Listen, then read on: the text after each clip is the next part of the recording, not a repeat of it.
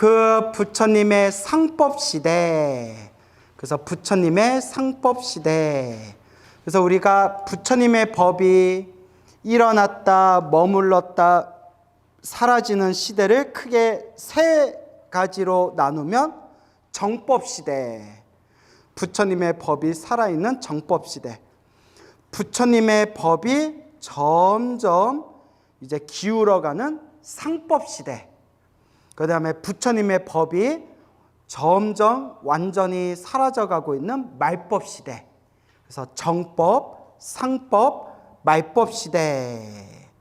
근데 여기서 지장경에서 말하는 상법시대 하면 그 부처님께서 열반에 드신 후의 시대예요. 부처님께서 어디에 드신 후에?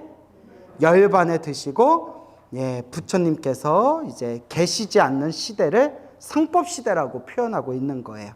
그러니까 부처님은 열반에 드셨지만 아직 부처님 법은 남아있는 시대예요. 상법시대. 알겠죠? 지금 우리 이 지구상의 불교는 무슨 시대라고 부르죠? 지금 말법시대라고 하죠.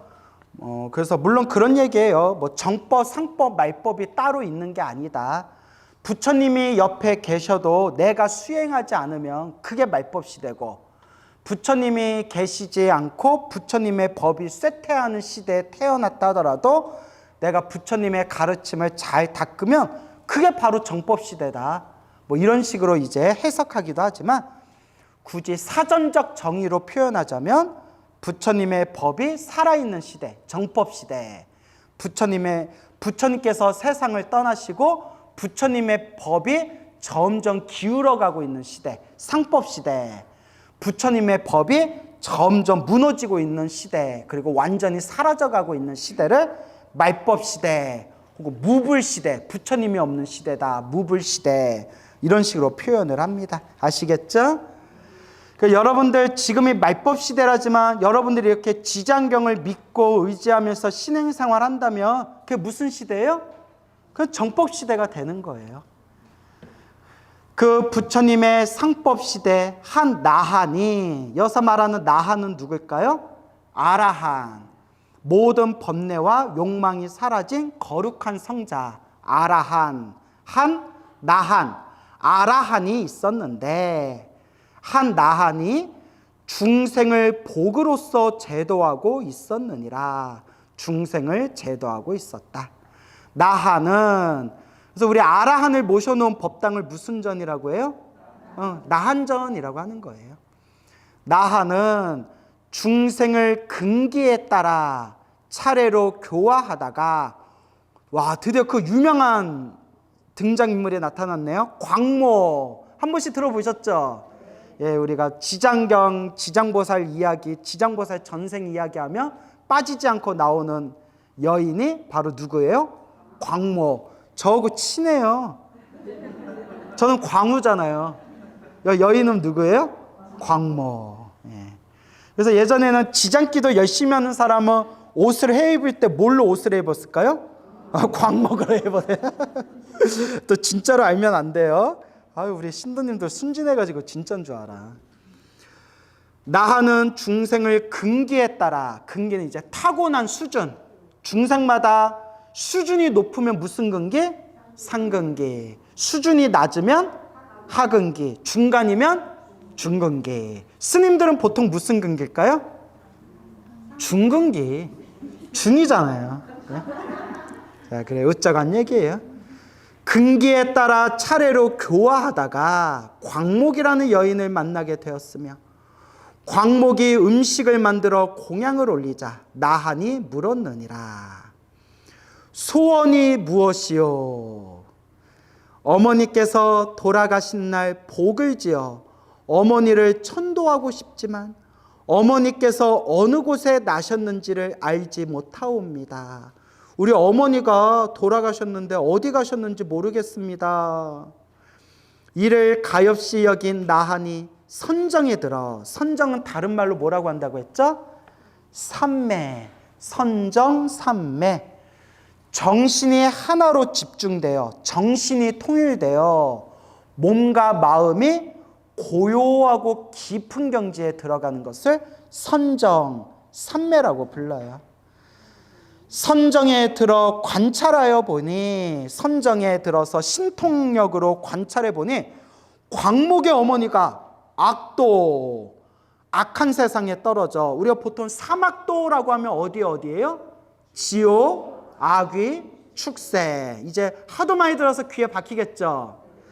악도에 떨어져 큰 고통을 받고 있는 것이 보였으므로 광목에게 물었느니라. 그래서 여러분, 우리가 이번 생 부처님 가르침을 잘 닦은 불자라면 다음 생 우리가 극락세계 태어나지는 못할 망정 그래도 지금보다는 좋은 몸 받아야 되잖아요. 그죠? 여러분, 이번 생 사람으로 태어나 부처님 법을 이렇게 공부하고 배우고 닦았는데 다음 생 지옥 가기 축생에 떨어지면 얼마나 억울해요. 그래서 천수경에도 뭐라고 나오죠? 원하 영리 사막도. 기억나세요? 안 나면서 해. 원하 영리 사막도. 원하옵건대 제가 영원토록 사막도에서 벗어나기를 바라옵니다. 지옥 가기 축생에 안 떨어지기를 바라옵니다. 그래서 제가 여러분들에게 귀가 박히도록 제가 말씀드리고 여러분들에게 숙제를 내드린 거 있죠. 죽으면서 뭐 하면서 죽자? 염불하면서 죽을 정도는 되자. 알겠죠? 염불하면서 딱 숨 끊어질 정도 되면 아무리 악한 중생도 적어도 지옥 가기 축생에는 안 떨어진대요. 그리고 자기가 극락세계에 태어나기를 발언하면서 간절하게 염불하면서 숨이 딱 끊어지면 100% 극락세계에 태어날 수가 있대요. 그 여러분들 중에는 다음 생에 다시 사람 몸을 받고 싶은 사람들은 염불하면서 숨이 딱 끊어지면 다음 생 자기가 태어나고 싶은 세상에 태어날 수가 있대요. 이건 제가 만든 얘기가 아니에요. 경전이나 큰 스님들 법문에 나오는 거예요. 근데 대부분의 중생들은 하다가 자기 업보에 휩쓸려서 다음 생 자기가 어디로 가는지도 모르고 다음 생 몸을 받게 된대요.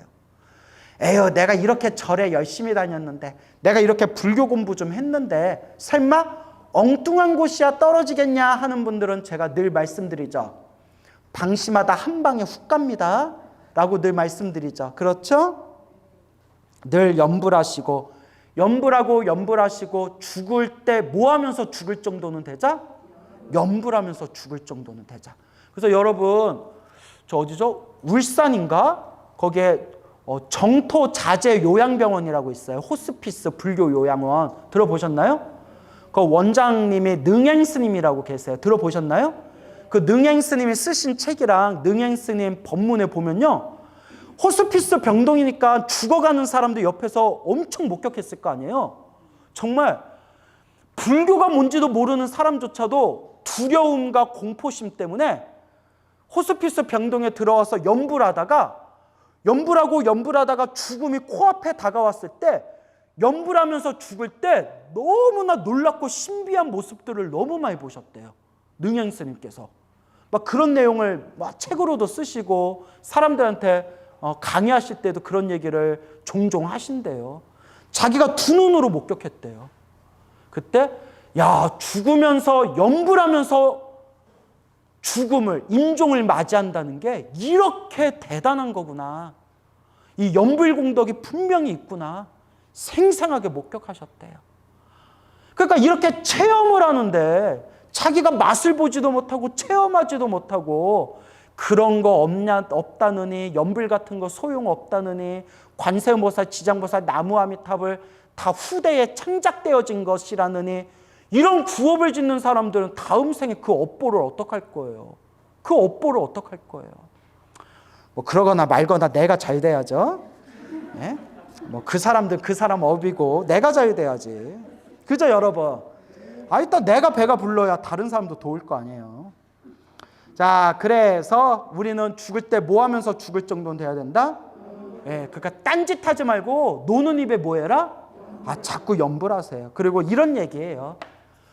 평상시에 염불을 많이 하면 염불하고 항상 다음 생을 위한 발언을 확고하게 세워놓으면 죽을 때 혹시 염불을 못하고 죽더라도, 염불하는 걸 놓치고 갑자기 죽더라도 동쪽으로 기울어져 있는 나무가 쓰러질 때 어디로 쓰러지듯이? 결국은 동쪽으로 쓰러지듯이 평소에 내가 염불하고 평소에 내가 다음 생을 위한 발언을 세운 그대로 그쪽으로 기울어서 다음 생 몸을 받는다는 거예요.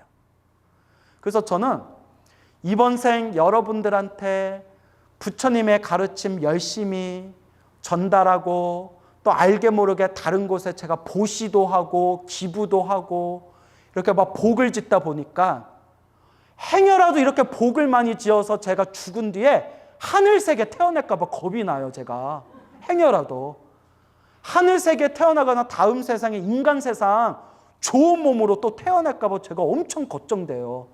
저는 하늘색에 인간색에 태어나는 것도 바라지 않거든요. 그래서 저는 항상 염불할 때마다 동쪽으로 기울어져 있는 나무가 쓰러질 때 동쪽으로 쓰러지듯이 저도 항상 염불할 때마다 나무 아미타불 극락왕생, 나무 아미타불 극락왕생. 부처님, 제가 지옥, 악이, 축생, 아슈라에도 태어나지 말고 행여라도 인간 세상, 하늘 세상에도 태어나지 말고 오직 어디로 태어나게 해주세요? 서방정토 극락세계에 왕생하게 해주십시오. 제가 이렇게 머릿속에 항상 이렇게 제가 머릿속에 세뇌를 해요. 꾀꼬닥 죽었는데 극락세계 가다가 에이 인간 세상에 한번 태어나서 나도 한번 좀 놀다가 다다음 세상에 내가 극락세계 태어날까? 행여라도 이런 마음 생길까 봐 오직 나무 아미타불 극락왕생 항상 이렇게 발언합니다. 왜냐? 선지식들, 큰 스님들이 분명히 말씀하셨어요. 동쪽으로 기울어진 나무는 쓰러질 때 어디로 쓰러진다? 동쪽으로 쓰러진다. 그와 같이 여러분들도 평상시에 얼만큼 수행하고 어떤 업을 짓고 어떤 마음가짐으로 살았냐에 따라서 죽을 때 여러분들 업보의 마음이 다음 세상을 결정짓는다는 거예요. 무섭죠, 여러분? 그러니까 이런 얘기예요. 큰 스님들 법문에 보면 내가 이번 생 먹고 살기 힘들어서 어렸을 때부터 맨날 일만 하고 지금도 죽을 때까지 일만 하느라 내가 공부도 제대로 못하고 책도 제대로 못 보고 평생 무식하다는 소리만 듣고 나는 다음 생에 사람으로 태어나면 평생 원 없이 책만 보고 공부만 하고 싶다라는 생각을 품고 평소에 그런 마음을 많이 마음에 되새기면서 죽으면 다음 생에 무엇으로 평생 살 확률이 크다? 학자로 살 확률이 커요. 그런 마음이 사무쳤기 때문에. 뭐냐는지 알죠? 그리고 나는 평생 막 딴짓한다고 돈도 제대로 못 벌고 평생 가난하게 살아가지고 나는 다음 생에 나는 일찌감치 나는 돈 벌고 사업하고 다음 생에는 난 돈을 많이 벌고 싶다. 그런 마음가짐으로 내 마음에 없이 내 마음에 다음 생에는 내가 돈 벌면서 살고 싶다라고 마음에 되새기며 다음 세상에 사람으로 태어났을 때 어떤 삶을 살 확률이 커요? 평생 사업을 하거나 장사를 하거나 돈 거리면서 살 확률이 크다는 거예요. 그러니까 자기 마음에 의해서. 그래서 20대, 오래전이죠. 제 20대 때 문경의 봉암사라고 아세요? 봉암사에 살고 있을 때 봉암사에 공양주 보살님이 계셨어요. 공양주 채공보살님들의 여러 분 계셨는데 그때 아주 그냥 여장부 같은 등치도 좋아요. 여장부 같은 그런 공양간의 보살님이 계셨는데 아마 나 붙으면 내가 질 거예요. 아마 등치도 좋으신데 그분하고 이제 좀 친해졌는데 왜냐하면 제가 막 20대에 막 푸릇푸릇할 때니까 저를 이제 보살님들이 많이 귀여워라 해주셨거든요. 당신은 다음 생 꿈이 비구 스님으로 태어나는 거래요. 남자로 태어나서 일찍 출가해서 비구 스님이 돼서 평생 선방에 다니면서 참선하면서 수행하는 게 자기 꿈이래요. 그래서 다음 생에 비구 스님으로 태어나는 게 제 꿈입니다 했더니 누가 비방을 가르쳐줬대. 비방. 그게 뭐냐?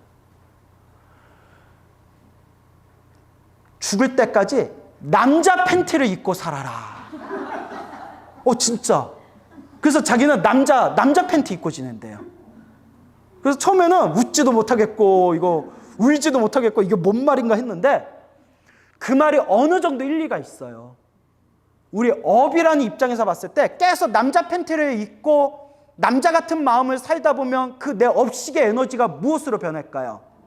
남자의 업식이 그만큼 배어드는 거잖아요.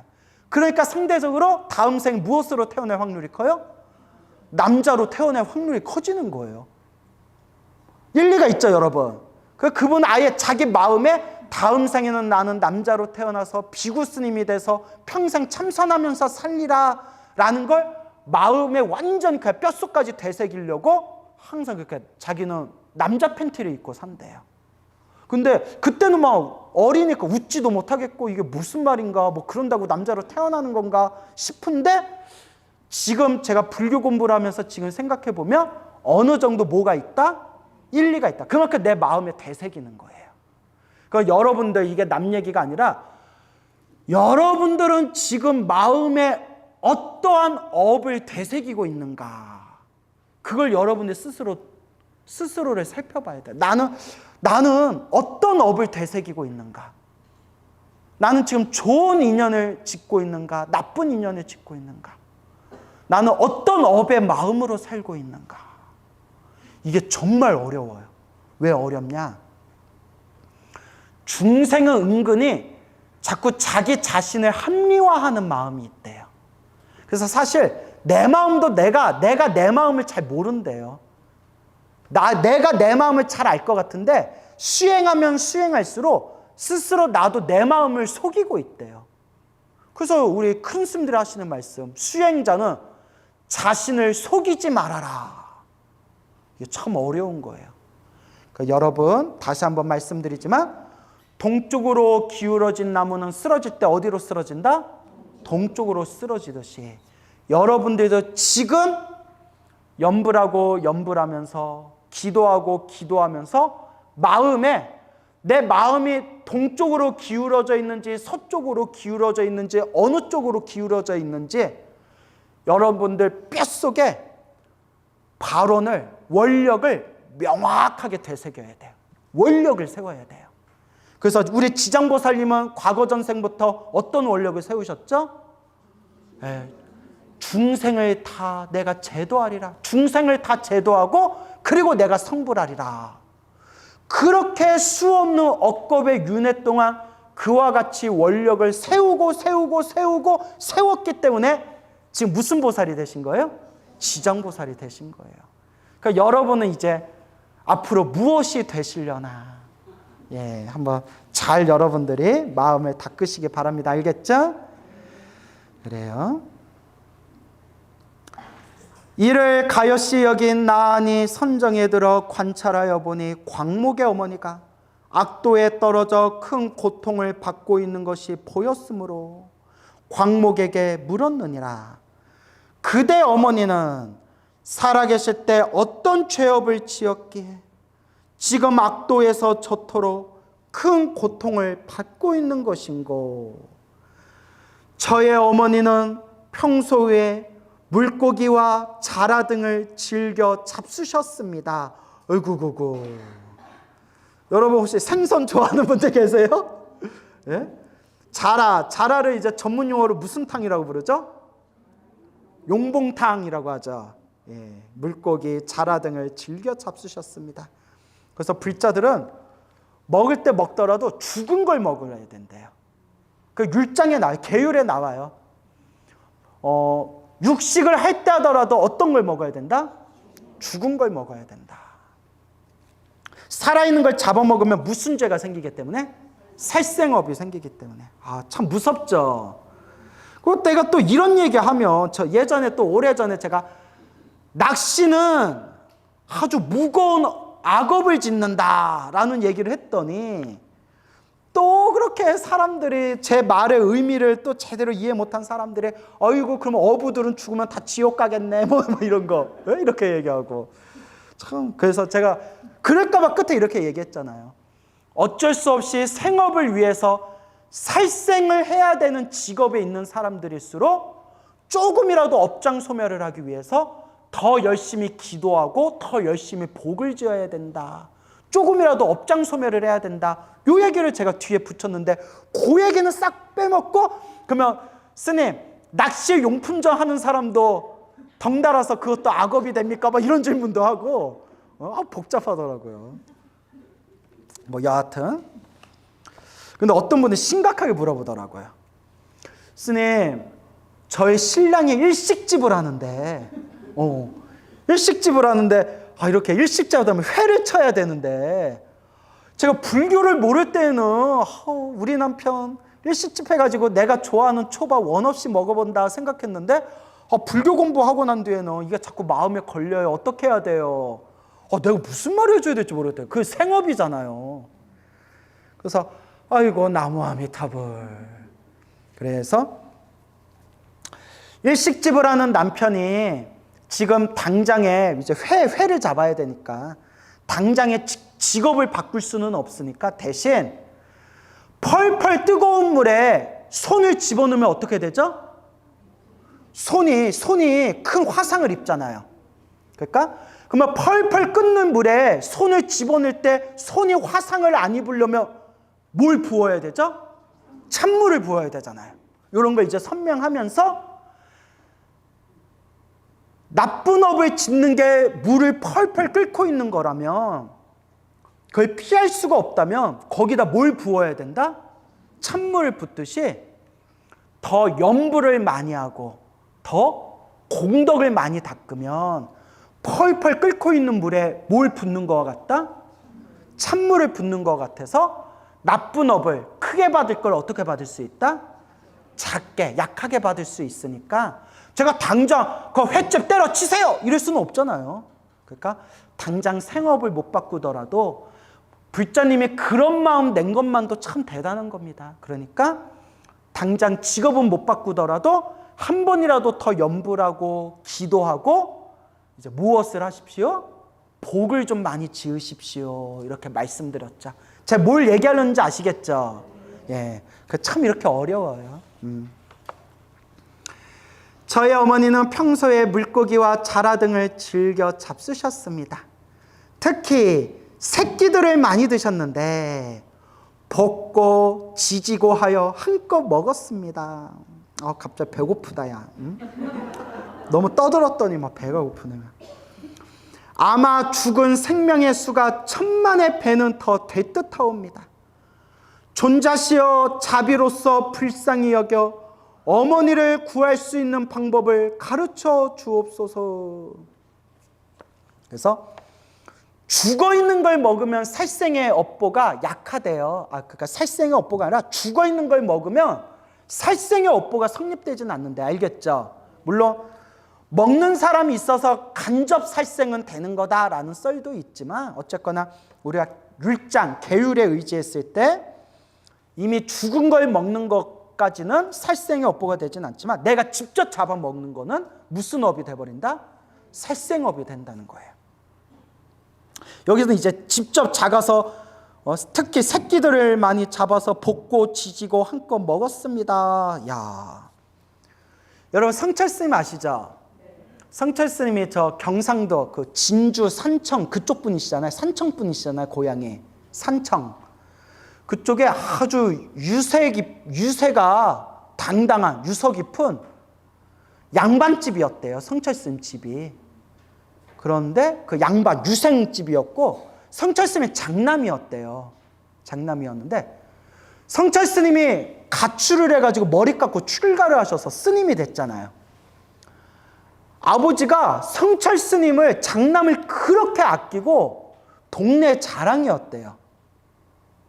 그런데 자기가 그렇게 아끼고 사랑하던 장남이었던 아들이 머리 깎고 출가했다는 소식을 듣고 피눈물을 뚝뚝 흘리면서 이제부터 석가는 내 왼수다라고 불렀대요. 누가 내 왼수다? 석가는 내 왼수다 해가지고 성철 스님 아버지가 어떻게 했냐면 물론 저도 책에서 본 내용인데 그 집 가까운 개울가에 이제 큰 양밭집이었으니까 하인들도 있었을 거 아니에요? 거기다 항상 어망을 펼쳐놨대요. 뭘 펼쳐놨어요? 어망, 그물. 흐르는 개울가에 항상 그물을 펼쳐놓고 매일매일 잡힌 고기로 매일 물고기탕을 해 드셨대요. 살아있는 물고기를 잡아서. 그 아들에 대한 막 그 분노, 그 막 화, 그 서러움, 섭섭함, 그러면서 석가는 내 왼수다 하면서 그 몇 년 동안을 하루도 안 빠뜨리고 집 가까운 개울가에 그물을 던져놓고 매일매일 그렇게 살아있는 물고기를 잡아먹었대요. 참 무섭죠? 그러다 성철 스님하고 어느 절에서 마주쳤을 때 성철 스님이 집으로 돌아가는 아버지를 먼 길까지 다 배웅을 한 뒤에 아버지하고 헤어질 때 성철 스님이 허리를 구부리고 머리가 땅에 닿도록 절을 올리면서 아버지 건강하시고 무병장수하십시오 하고 간곡하게 자기가 사랑하고 또 자기에게 가장 큰 상처를 줬던 장남이었던 성철 스님의 그 마지막 인사의 모습을 딱 보고 그날 집에 딱 돌아와서 하인에게 딱 이렇게 얘기했대요. 오늘부터 더 이상 그물을 놓지 말아라. 그날 이후로 이제 물고기를 안 잡으셨대요. 참 묘하죠. 참 어려워요. 분위기가 또 겁나 무거워졌네요. 감동받아서 그런 거죠? 네, 참 그러니까 그래요. 참 제가 스님 돼서 아쉬운 것 중에 하나가 매운탕을 못 먹네. 매운탕.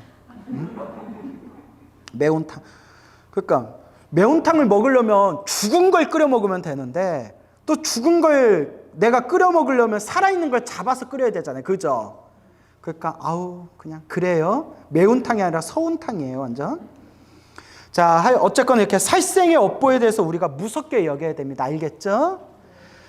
참 어려워요. 이렇게 불자로 살아간다는 게 어려워요.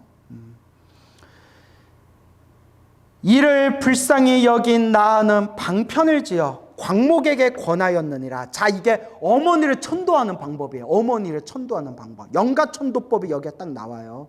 자, 뭐라고 하느냐? 그대는 지극한 정성으로 청정 연화목 열애를 생각하라. 누구를 생각하라? 청정 연화목 열애. 너 오해하시면 안 돼요. 이 시대가 어느 부처님 시대예요? 청정 연화목 열애 시대이기 때문에 지금 우리는 어느 시대예요? 석가모니 부의 시대니까 석가모니 부처님이나 혹은 석가모니 부처님께서 우리들에게 설법하셨던 나무아미타불이나 지장보살이나 이런 분들을 이제 염불해도 되는 거예요. 알겠죠? 근데 이 시대는 어느 시대였기 때문에 청정 연화목 열애 부처님 시대였기 때문에 누구를 염불해라? 청정 연화목 열애를 염불해라. 생각하라가 염불하라라는 뜻이에요. 그대는 지극한 정성으로 청정 연화목 열애를 생각하라. 그리고 열애의 존상을 만들거나 그려서 모시도록 하라. 그래서 우리가 이 지장경에도 나오지만 불보살님의 이렇게 불상을 종상은 불상을 뜻하는 거예요. 불상을 만들거나 불화를 그려서 모시거나 하면 그 헤아릴 수 없는 공덕을 받게 된다. 그래서 저도 어디 사찰에 가서 특히 친한 스님들 어디 사찰에 어디 법문 같은 데 가서 그 원불 모신다 그러죠. 원불. 법당에 작은 부처님 이름 붙여서 원불 모신다 하면 저도 그렇게 항상 여유가 되면 원불을 모시거든요. 예. 그래서 그런 것들이 있죠. 근데 여러분 또 그냥 현평가 하시면 돼요. 알겠죠? 예, 뭐든지 현평가. 또 광우 스님이 그렇게 원불 모시면 좋다고 그러는데 지장경에도 열애의 존상을 만들거나 그려서 모시도록 하라 했는데 내가 가진 거는 없고 집 팔아서 집문서 팔아가지고 내가 모셔야 되겠다. 또 이런 생각 일으킬 필요까지는 없어요. 알겠죠? 예, 그러니까 정성껏 하되 어떻게 해라? 현평껏 해라. 알겠습니까? 현평껏.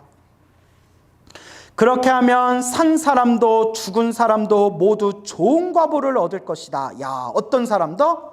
산 사람도. 산 사람이라고 하니까 스님 그러면 도시 사람은요? 이러면 또 돼요, 안 돼요? 그럼 미치고 팔짝 뛰는 거예요. 산에 사는 사람이 아니라 살아있는 사람도. 알겠죠? 살아있는 사람도 죽은 사람도 모두 좋은 과보를 얻을 것이다. 광목은 이 말을 듣고 아끼던 물건들을 팔아 부처님의 존상을 그려 모시고 공양을 올린 다음 공경하는 마음으로, 이게 중요해요. 어떤 마음? 정성스러운 마음. 공경하는 마음, 정성스러운 마음. 이 마음이 중요해요. 공경하는 마음으로 슬피 울면서 예배를 드렸더니라. 예배, 큰 절을 올리는 걸 예배라고 하죠. 예배를 드렸더니라. 슬피 울면서 막 예배를 드려. 그러니까 여러분,